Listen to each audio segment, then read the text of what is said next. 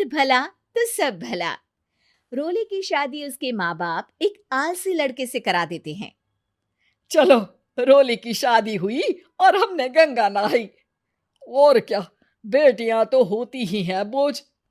हाँ, पर अब क्या चिंता, उतार तो दिया बोझ तुमने, अब वो लोग समझे। ससुराल में रोली का पति कहता है, देखो, मैं कोई काम नहीं करता, ये बात तुम्हारे मम्मी पापा को बता दी थी मैंने। अब जो किराया आता है दुकान का, उसी से घर का गुजारा करना है। कभी भूल से भी कोशिश ना करना किसी चीज की डिमांड की।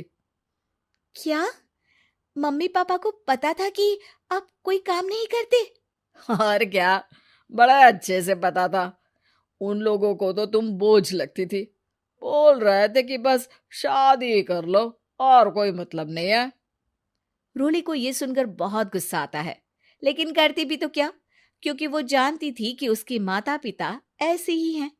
जैसे तैसे रोली दिन काट रही थी। रोली को एक प्यारी सी बेटी होती है। धीरे धीरे वो बड़ी होती है और उसके साथ उसकी जरूरतें भी बढ़ती जाती हैं। सुनिए जी, अब तो सिमी बड़ी हो रही है, उसका स्कूल में दाखिला कराना है। मैंने अब तक तो जैसे तैसे समय काट लिया, लेकिन मैं बच्ची की परवरिश में कोई कमी नहीं रखूंगी। अरे क्या है यार, अब तो लगता है कोई ना कोई काम ढूंढना ही पड़ेगा। अब पति रोज काम की तलाश में जाता और बिना किसी काम के वापस आ जाता। रोली समझ जाती है कि पति के अंदर अब काम करने की क्षमता नहीं है। वो बेटी को उच्च शिक्षा देने के लिए कुछ करना चाहती थी, लेकिन करती तो क्या करती।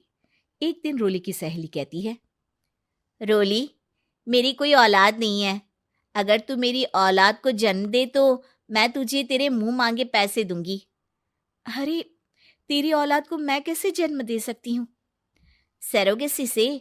बच्चा मेरा और वैभव का ही होगा, लेकिन कोख तेरी होगी। ये संभव है रोली। रोली कुछ सोचकर कहती है, मुझे मंजूर है, लेकिन मैं इसका 2 लाख रुपया लूंगी। अरे कोई बात नहीं, मुझे मंजूर है। रोली खुश हो जाती है कि एक बच्चा पैदा करने का उसे 2 लाख रुपया मिलेगा। वो घर आकर पति को बताती है, वो भी खुश हो जाता है। अब क्या था, डॉक्टर के पास जाकर सहेली का बच्चा रोली की कोख में पलने लगता है। मुझे 20,000 चाहिए मेरे बेटी के एडमिशन के लिए। हाँ हाँ ठीक है, मैं उसके एडमिशन से लेकर सारे खर्चे उसके अकाउंट में डाल रही हूँ। रोली की बेटी का एडमिशन हो जाता है।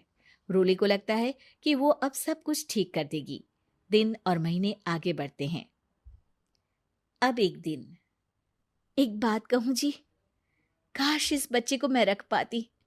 मैं अब इससे काफी जुड़ गई हूँ। अरे यार, पता नहीं किसका बच्चा है, अपने पास है ना अपनी मुन्नी। हाँ, लेकिन अब मैं भी इस बच्चे से जुड़ाव फील करने लगी हूँ। लेकिन मैं ये जानती हूँ कि ये मेरा बच्चा नहीं है। दोनों की जिंदगी ठीक चल रही थी, लेकिन कहते ना कि सुख का पल ज्यादा लंबा नहीं होता। एक दिन रोली की सहेली का फोन आता है। रोली, मुझे अब ये बच्चा नहीं चाहिए, मैं अपने पति को छोड़ रही हूँ। अरे लेकिन मुझे पैसों की जरूरत है, बच्चा तुम्हारा है, मैं क्या करूंगी? सहेली बिना कुछ बोले फोन काट देती है, फोन स्विच ऑफ कर देती है। लेकिन रोली के जीवन का तूफान यहीं नहीं रुकता। रोली, मैं इतना भार नहीं उठा सकता। आज पढ़ाई का पैसा मांग रही हो, कल को शादी, कॉलेज और पता नहीं क्या क्या। मैं तुम्हें छोड़ रहा हूँ, अपनी बच्ची उठाओ और निकलो इस घर से। अरे पर मैं कर तो रही हूं ना बच्चे के लिए काम, आप आराम से रहिए ना। क्या काम कर रही हो, देख रहा हूं मैं।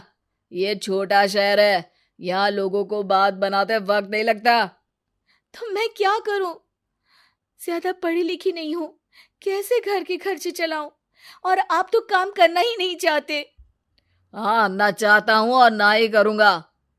रोली को पति की बात पर काफी गुस्सा आ जाता है। ठीक है, अगर मेरे जीवन में संघर्ष ही लिखा है तो वही सही।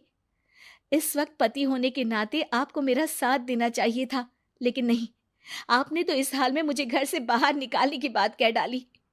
देखो, ये सारी फालतू की बातों के लिए वक्त नहीं है मेरे पास। रोली, जिसकी कोख में किसी और का बच्चा था और साथ छोटी सी बेटी, पति का घर छोड़कर रास्ते पर आ जाती है। रोली के पास मायके के सिवा दूसरा कोई रास्ता नहीं होता। अरे रोली कैसी है? कितने दिनों के लिए आई है? हमेशा के लिए माँ। वो माँ को सारी बात बता देती है।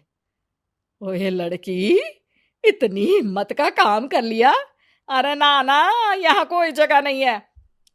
तुम तो अपना बोरिया बिस्तर उठाओ और निकलो यहाँ से। रोली के पास अब मायके का रास्ता भी नहीं बचता। वो चुपचाप बच्ची को लेकर जा रही थी कि उसे दर्द होता है और वो डॉक्टर के पास चली जाती है और फिर वहां वो एक प्यारे से बेटे को जन्म देती है। कितना प्यारा है, कितने अभागे हैं इसके माँ बाप जो इसके पैदा होने पर भी नहीं है। तभी वहां डॉक्टर आ जाती है। रोली, बच्चे के पिता तुमसे मिलना चाहते हैं। आपका बहुत बहुत शुक्रिया। मैं इस बच्चे को पालूंगा, भले ही इसकी माँ ने इसे छोड़ दिया हो, पर मैं अपनी जिम्मेदारी निभाऊंगा। तो क्या आप मुझे इसके पैदा करने के लिए जिन पैसों की बात हुई थी वो भी देंगे? हाँ, और साथ ही आप चाहें तो मेरे घर में रहकर मेरे बच्चे की देखभाल भी कर सकती हैं। मैं उसके लिए आपको सैलरी दे दिया करूंगा। रोली को लगता है कि जैसे भगवान ने उसके लिए सुकून का रास्ता खोल दिया। वो अब मुकेश के साथ उसके घर चली जाती है, जहां रहकर वो उस बच्चे की देखरेख करती है। अब मुकेश के घर को रोली अच्छे से संभाल लेती है। उसके लिए खाना बनाने से लेकर बच्चों की देखभाल और घर की देखरेख। धीरे धीरे मुकेश को रोली से प्यार हो जाता है। रोली, तुम्हारी बेटी और मेरा बेटा बिल्कुल भाई बहन की तरह साथ रहते हैं। हाँ, आखिर है तो एक ही कोख के बच्चे, अटैचमेंट तो होगा ही ना। रोली, तुमने घर और मुझे दोनों को संभाल लिया। ये तो मेरा काम है। आपने भी तो मुझे छत दी जिससे मैं अपनी बेटी की पढ़ाई और भविष्य के लिए पैसे जोड़ सकूं।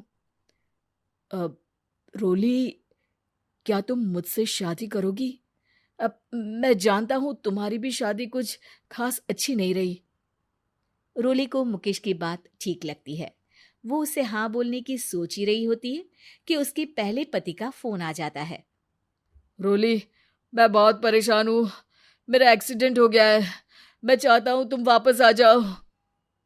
रोली को पुराने पति की चिंता होने लगती है। वो सोचती है कि वो क्या कर रही थी। हाँ हाँ ठीक है, मैं आ रही हूँ। हाँ रोली, आ जाओ, लेकिन बच्ची को कहीं हॉस्टल में छोड़कर आना, क्योंकि मैं नहीं चाहता कि हम लोगों के बीच फिर से वो सारी बातें हो। रोली को समझ आ जाता है कि पति आज भी सुधरा नहीं है। वो पति के पास जाने से इनकार कर मुकेश को हाँ कर देती है।